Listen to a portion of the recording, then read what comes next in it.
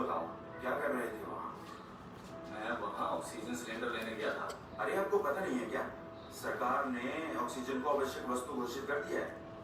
अच्छा, हाँ, और ये लोग जिसकी कालाबाजारी कर रहे हैं ये सब पकड़े जाएंगे। ये बात तो है। एक ऑक्सीजन सिलेंडर अगर हॉस्पिटल में रहेगा तो कम से कम किसी की जान तो बचाएगा। और आपको ऑक्सीजन की क्या जरूरत? आप क्या पूरी तरह से फिट हो। ये बात तो है, लेकिन जिस तरह से कोरोना फैल रहा है, डर तो लगता है भाई। डरने की जरूरत नहीं है। अगर हम सरकार के द्वारा दिए गए दिशा निर्देशों का और कोरोना नियमों का अच्छे से पालन करेंगे तो ये हमें छू भी नहीं सकता। ये देखो, खोलिए ना मास्क, पहनो इसे, और ये लो, अपने हाथ सैनिटाइज कर लो, बेफिक्र होकर घर जाओ। ठीक है भाई, और आज के लिए तेरा धन्यवाद।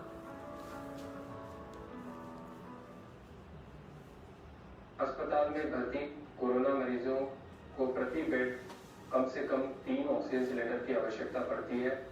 ऐसे में डर या भ्रम की स्थिति में व्यर्थ में ऑक्सीजन सिलेंडर्स को अपने घरों पर होल्ड या स्टोर ना करें। यह न केवल गैर कानूनी है बल्कि गैर जिम्मेदाराना है, क्योंकि आपके द्वारा होल्ड या स्टोर किए गए ऑक्सीजन सिलेंडर से अस्पताल में भर्ती कई मरीजों की जान बचाई जा सकती है।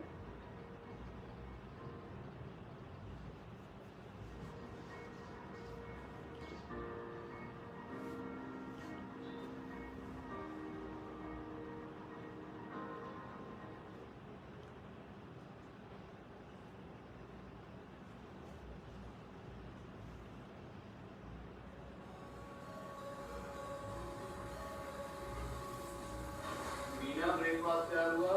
बस जी 5 मिनट और। कब फोन आ रहा है? रोशन। हाँ भाई रोशन। हाँ भाई, वैक्सीन लगवाने जा रहा हूँ। भाई हमें क्या जरूरत है वैक्सीन की? भाई ये सबके लिए जरूरी है। यार जिन्हें वैक्सीन लगी है उन्हें भी तो कोरोना हो रहा है। कोरोना कोरोना कुछ नहीं है, तू टेंशन मत ले। ये कैसी बातें कर रहा है यार? वैक्सीन लगवाने के बाद कोरोना का खतरा बहुत कम हो जाता है। मेरी बात मान तो तू ही लगवा ले। तुम्हें जाना है तो जा, मैं नहीं आ रहा। ठीक है फिर, तुम्हारी मर्जी। हाँ ठीक है। पापा जब कोरोना है ही नहीं तो मैं घर में बैठकर क्या करता हूँ? मुझे भी अपने दोस्तों के साथ बात करने जाना है। तू चुपचाप यहीं बैठ। पापा प्लीज प्लीज जाना है। बेटा देख, बाहर कितना कोरोना फैला हुआ है। अगर तुम्हें कुछ हो गया तो? पापा आप भी तो कोरोना वैक्सीन लगाने नहीं गए। आपको कुछ हो गया तो?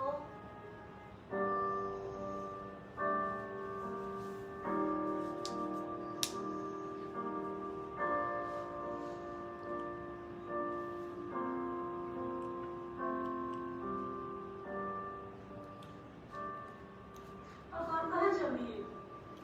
वैक्सीन लगवाने।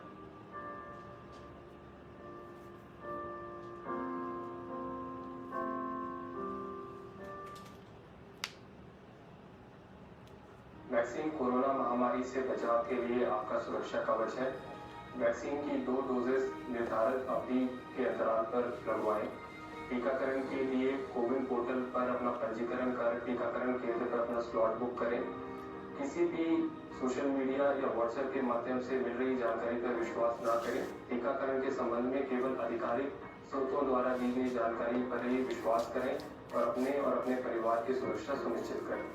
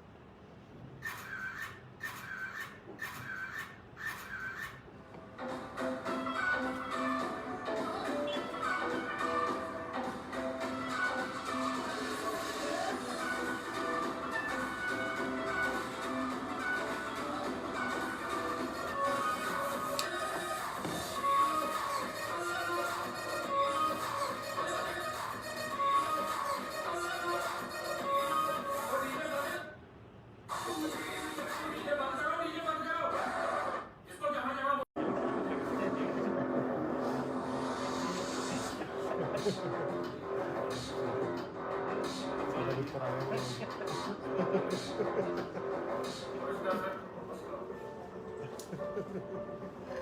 जय हिंद सर।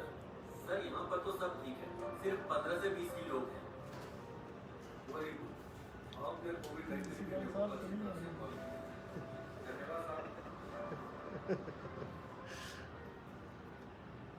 साहब आए हैं तो खाना खाकर जाइए। नहीं नहीं, अभी 2-3 जगह और जाना है, हमें चेकिंग करने के लिए। ठीक है साहब।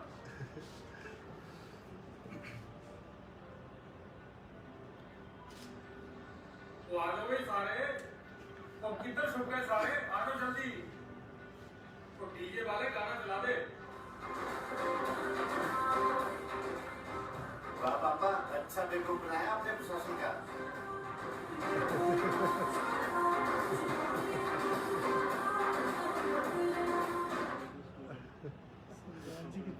निकले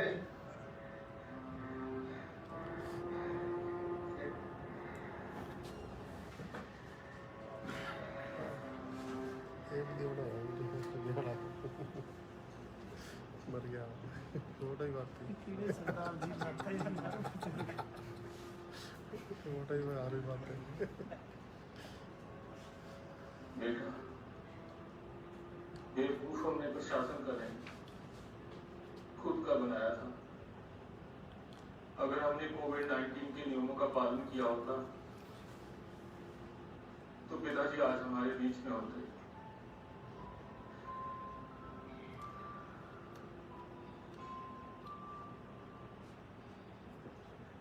शादी जीवन में एक खुशी का मौका है। कोरोना महामारी के चलते हुए ये खुशियां आपके परिवार में बरकरार रहें, इसके लिए हम सभी से अपील करते हैं कि अपने निकटतम 20 सगे संबंधियों के साथ विवाह संस्कार को सादगीपूर्वक तरीके से घर में ही करें और फिलहाल डीजे और सामूहिक भोज के आयोजनों को टाल दिया जाए। आपका एक अच्छा निर्णय आपके स्वजनों को और परिवार को कोरोना जैसे घातक संक्रमण से सुरक्षित रख सकता है।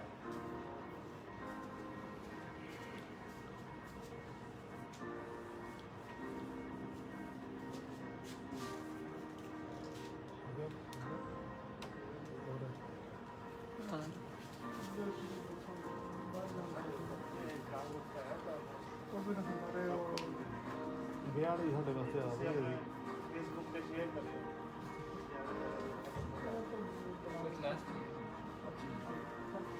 शादी वाली इनके लिए बड़ी थी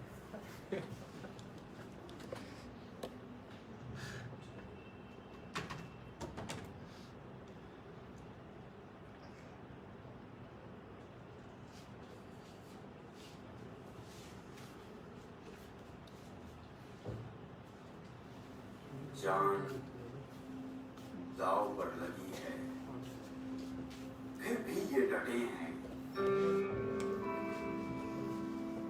दुश्मन के सामने ये निडर होकर खड़े हैं।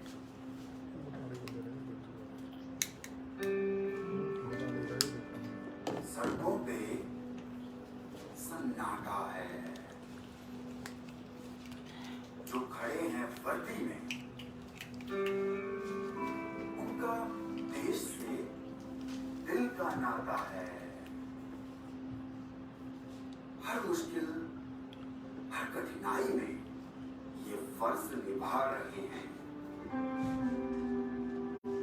जब देश संकट में है, ये हौसला दिखा रहे हैं। हमारा नमन है इन योद्धाओं को, जो खुद को भूलकर देश बचा रहे हैं। ये वक्त है इम्तिहानों का, समझदारी दिखानी होगी। लौट आएगा वो दौर फिर से, जब हर चेहरे पे मुस्कुराहट और देश में खुशहाली होगी।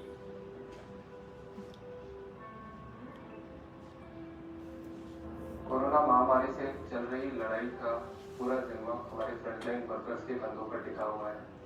ये सभी पिछले साल से अथक रूप से बेहतर काम कर रहे हैं। हम इनके बलिदान को और इनके दृढ़ संकल्प भाव को नमन करते हैं। हम सभी से अपील करते हैं कि हमारे फ्रंटलाइन वर्कर्स का लोग सहयोग करें, उनसे अच्छा व्यवहार करें और उनका मनोबल ऊंचा रखें।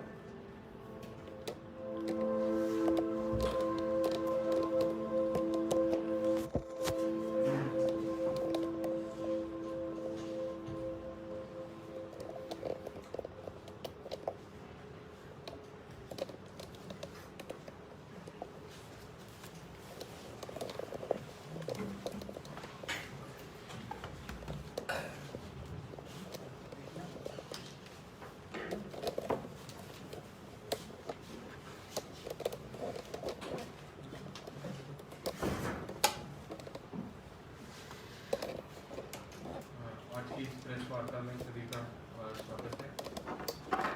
कोविड का जो वर्तमान स्टेटस है उसके बारे में थोड़ी स्थिति जो है मैं आप सभी के सामने रखूँगा। हमारे आज की डेट में जो जिला ऊना में एक्टिव केस है वो 1502 की संख्या पे है और उसमें 1200 लोग जो है वो होम आइसोलेशन में केयर में हैं। कोविड केयर सेंटर जो माइल्ड पेशेंट्स के लिए खंड में बनाया गया है, वहाँ पे 11 पेशेंट्स हैं। कैपेसिटी हमारे पास टोटल है और जो हमारे कोविड अस्पताल हैं जिला ऊना में, रोली, पालकवा और नंदा हॉस्पिटल को हमने for the time being Covid hospital declare किया था। वहाँ पे कुल 158 जो बेड्स हैं उसमें से 77 अभी ऑक्यूपाइड हैं। ज़िला में जो बेड पोजीशन है वो काफ़ी कंफर्टेबल है। पिछले एक वीक से कोई भी ऑक्सीजन शॉर्टेज ज़िला में ना देखी गई है और अभी कोई शॉर्टेज है नहीं। सरकार ने और प्रशासन ने पूरे इंतज़ाम जो हैं वो कोविड के मरीज़ जो हमारे मॉडरेट कैटेगरी के DCSCs में जाते हैं, जिन्हें ऑक्सीजन सपोर्ट चाहिए होता है, उनके लिए किए हुए हैं। हमारा एक मेकशिफ्ट हॉस्पिटल पंडोगा में तैयार हो रहा है। वो इस हफ्ते जो है उसका कार्य पूर्ण निर्माण कार्य पूरा हो जाएगा। उसमें फर्स्ट फेज़ में जो है 80 बेड ग्राउंड फ्लोर में जोड़े जा रहे हैं। उसके बाद सेकेंड फेज़ में जो उसका फर्स्ट फ्लोर है वहाँ पे 100 बेड्स और जोड़ के 180 बेड्स का जो कैपेसिटी है वो एडिशनल बेड कैपेसिटी हम ऐड कर लेंगे। इस प्रकार से फर्स्ट वेव में हमारे पास सिर्फ DCSC हरोली में 30 बेड थे, जबकि सेकेंड वेव में लगभग 120 बेड्स DCSC हरोली और पालकवा में हमने क्रिएट किए और उसके बियॉन्ड अब थर्ड वेव की तैयारी के लिए और सेकेंड वेव में भी पंडोगा का यूज़ होगा, जहाँ 180 बेड से 200 बेड जो है वो हम लगा पाएंगे। टेस्टिंग और पॉजिटिविटी के ट्रेंड अगर हम देखें तो टेस्टिंग ज़िला में जो है वो कई गुना बढ़ा दी गई है। मार्च में हमने 17,734 टेस्ट किए थे और 1,071 लोग पॉजिटिव थे। 6% की पॉजिटिविटी थी। ज़िला ऊना पहला ज़िला था जहां सेकेंड वेव हिमाचल में कोविड की शुरू हुई। अप्रैल में 23,535 टेस्ट किए गए और 2,695 पॉजिटिव आए। पॉजिटिविटी की दर बढ़ के 6% से 11.45% पहुँच गई। मई में अभी तक आज की डेट तक 26,765 टेस्ट हो चुके हैं। अप्रैल का जो मंथ का टारगेट था वो हमने एक्सीड कर लिया है और जो पॉजिटिविटी की दर है वो बढ़ के 18.56% पहुंची और 4967 पॉजिटिव केसेस जो हैं वो आए हैं। पॉजिटिविटी की अगर हम बात करें तो सरकार ने 7 मई के बाद जो है वो कोरोना कर्फ्यू लगाया है और उसका रिज़ल्ट हमें ये देखने में आया कि पिछले 17 मई के बाद जो है वो पॉजिटिविटी का जो ट्रेंड है वो डिक्लाइन कर रहा है।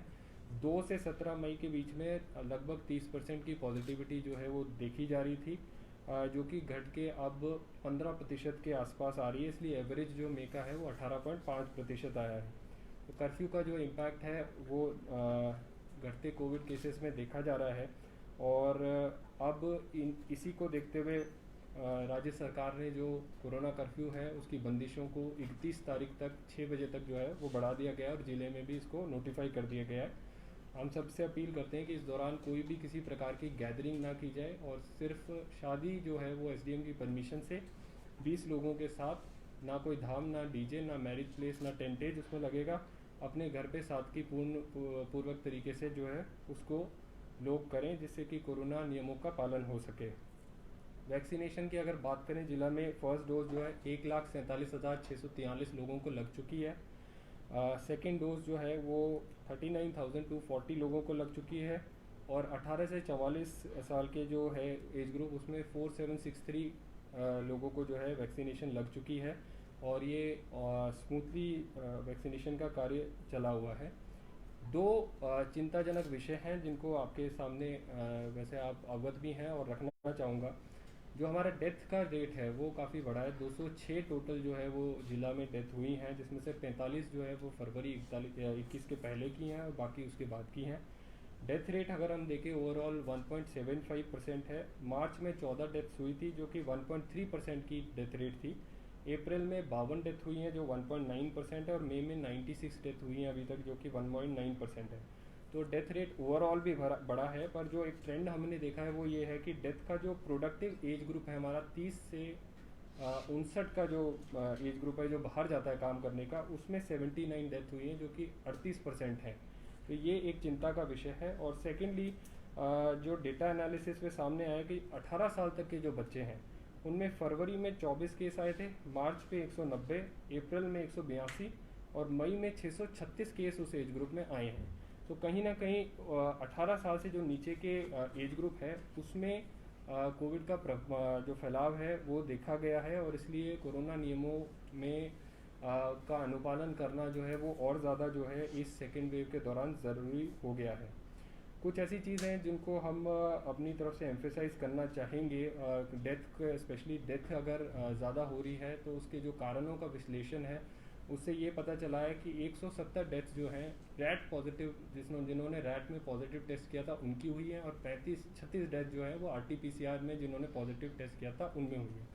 इसका अर्थ ये है कि RT-PCR टेस्टिंग उनकी की जाती है जो पॉजिटिव के कॉन्टैक्ट होते हैं और जनरली जो है वो हमें पता होता है कि किस व्यक्ति की टेस्टिंग वो करनी है कॉन्टैक्ट ट्रेसिंग के द्वारा।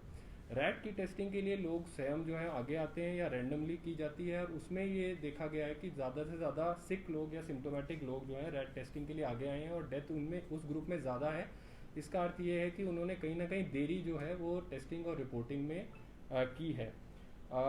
एक मिसकंसेप्शन जो है कोविड के बारे में रहा है कि कोविड जो है सिर्फ सर्दी खांसी जुकाम का या एटमोस्ट जो है निमोनिया का डिजीज़ है और घर पे जो है घरेलू नुस्खों से ठीक हो सकता है और उसी के कारण लोग काफ़ी तबीयत ख़राब हो जाने के बाद और सिम्टम 6-7 दिन रहने के बाद जो है रिपोर्ट कर रहे हैं और सेल्फ मेडिकेट भी जो है वो केमिस्ट के थ्रू या अनक्वालिफाइड नेबरहुड डॉक्टर्स के थ्रू करते पाए गए हैं, उनमें डेथ भी हुई है।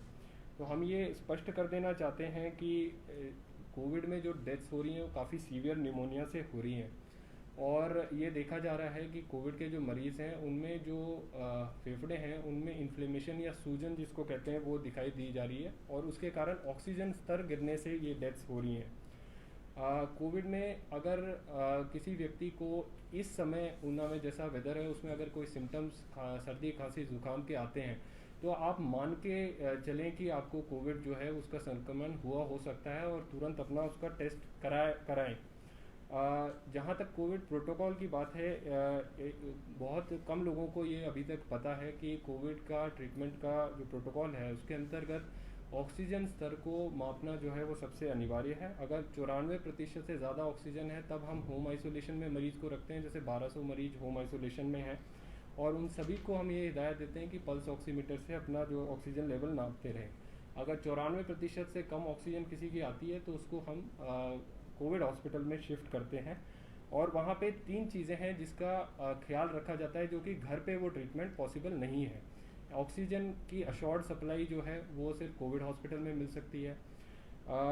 कोविड के कारण ये देखा गया है कि ऑक्सीजन का स्तर जब गिरता है तो व्यक्ति के खून में जो है थक्के जमने लग जाते हैं और वो कहीं ना कहीं कार्डियोपल्मोनरी अरेस्ट जो उसको हार्ट अटैक के नाम से जानते हैं वो या ब्रेन में क्लॉटिंग होकर उसकी डेथ हो सकती है।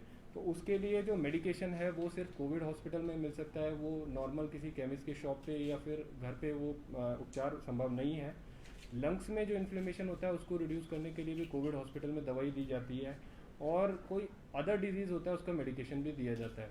तो इसलिए अगर आपको कहीं पे भी किसी भी नागरिक को अगर इस मौसम के दौरान ऐसे सिम्टम्स आते हैं जहाँ संक्रमण फैला हुआ है तो तुरंत टेस्ट करवा के और अपना ऑक्सीजन लेवल मापना जो है वो बहुत ज़रूरी है और 94 से बिलो अगर वो आता है तो उसके लिए स्पेसिफिक मेडिकेशन जो कोविड की है वो कोविड अस्पताल में ही प्राप्त होगी। इसलिए हम सभी से अपील करेंगे कि टेस्ट अपना ज़रूर कराएं कोविड का टेस्ट जो है वो जैसे अन्य बीमारियां उनका हम टेस्ट कराते हैं उसी तरह से है।